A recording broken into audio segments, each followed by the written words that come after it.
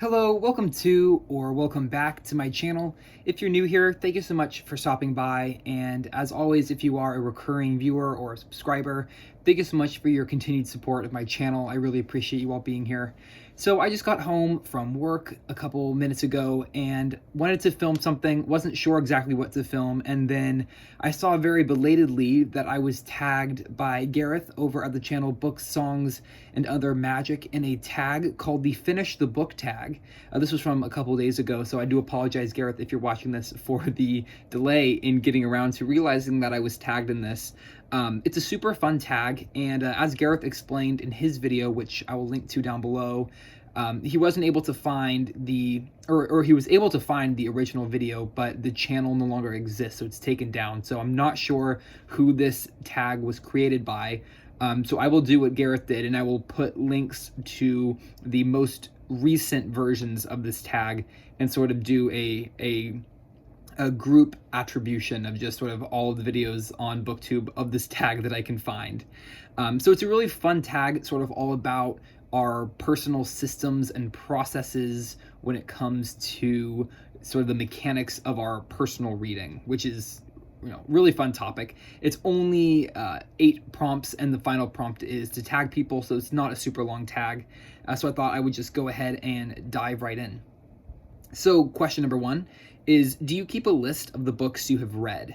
And I do. I keep 2 different lists. So I keep sort of the running list that is automatically tallied up through Goodreads as I'm tracking my books when I mark a book as read, and then I'll put it into a shelf. This year I'm not doing the Goodreads reading challenge, and so to keep track of the books that I've read specifically this year, I've just created a books read in 2023 bookshelf on my Goodreads account. And so when I finish a book, I will just shelve it underneath that title, so then I can see sort of the books that I specifically read this year.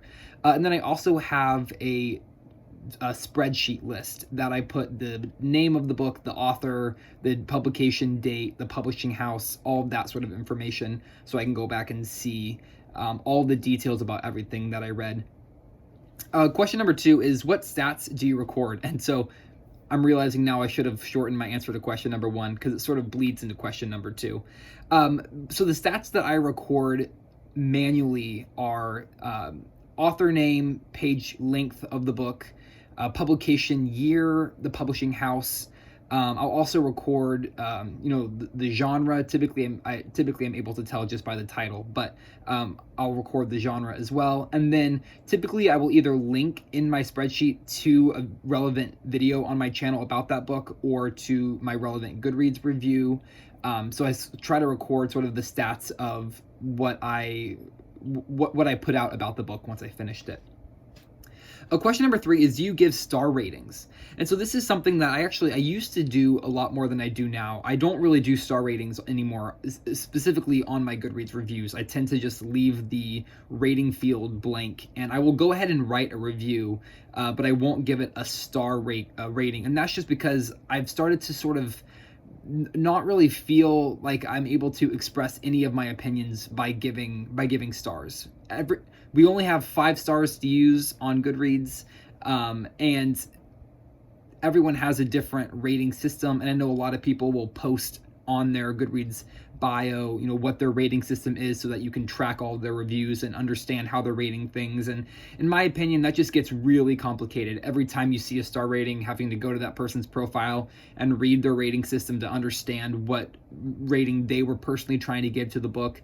And I just feel that for certain books, saying it's 3 stars or saying it's 5 stars or 4 stars, it's at some point it's not really helpful, at least in my opinion. And so I'm trying to focus more on writing clear and concise reviews so that people can read the review and then make up for themselves whether or not they want to read the book. I would rather convince someone to read a book based off of my thoughts about it versus how many stars I gave it. Question number 4 is, do you review your books? And again, I should have waited at the end of question 3.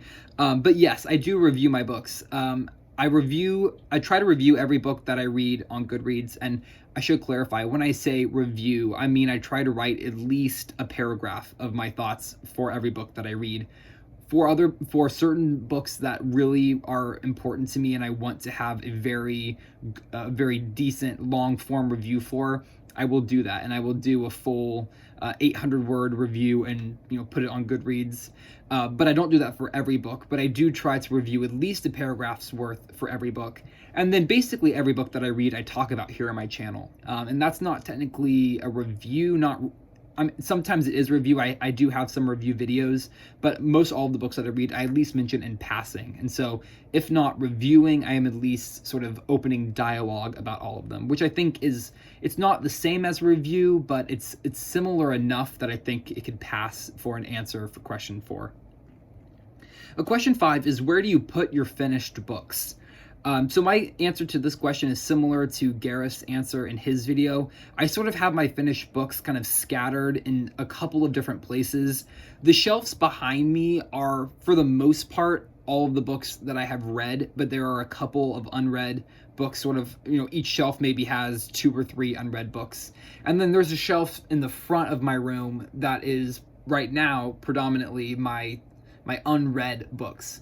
And then the books that I'm trying to read every month, if I do sort of a TBR or just sort of some sort of loose structure, I will put them on my desk. So I'm filming at my desk right now. So behind the camera, I have a stack of about 10 books that I'm hoping to read through for the rest of this month. And then as I finish them, I take them from my desk and I put them on my shelf. So then I reload my desk with the new books that I want to read. And that's for my physical books. For my digital reading on my Kindle, what I'll do is I have different folders. So I'll have like a currently reading folder where I port those books over to, and then I'll have another folder of like a TBR for that month. And I'll try to read through that and move them over, just to sort of keep organized, and then also sort of to be able to see the progression of what I'm reading and what's moving where. Because with ebooks it's a little bit harder. It does give you a little banner that says read.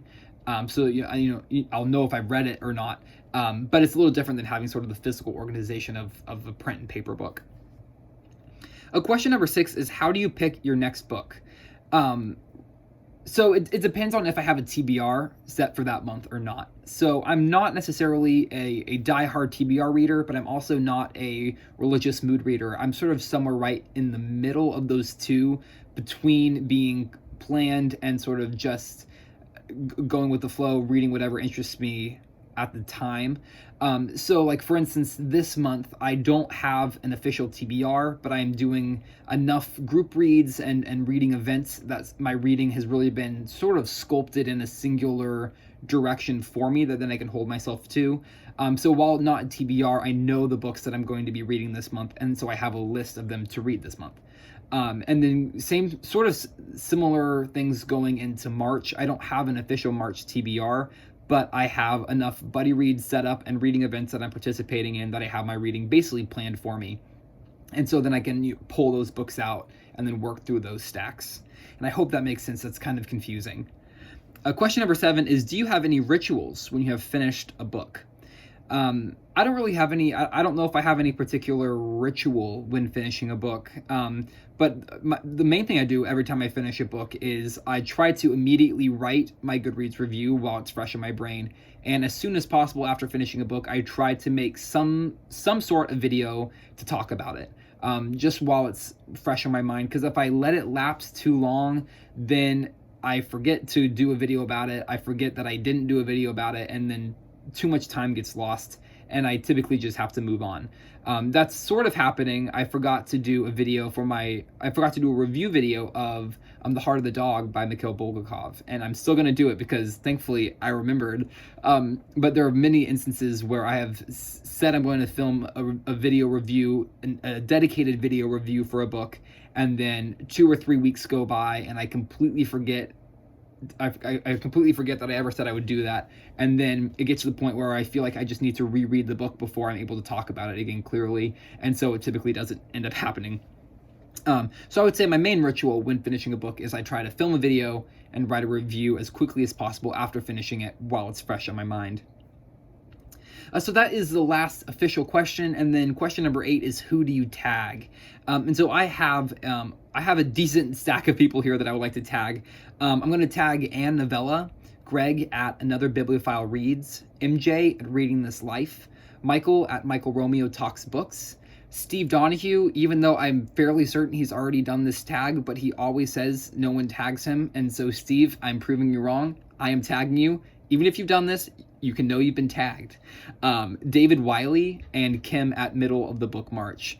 If you guys would like to do this tag, I would absolutely love to see your videos. Also, if you were not tagged by me, but you would like to do this tag video, please do. It's so much fun. I would absolutely love to see your video. That's all for today. Thank you so much for watching. I hope you enjoyed. Feel free to leave a comment down below if you would like, and I will see you in the next video. Happy reading, and bye for now.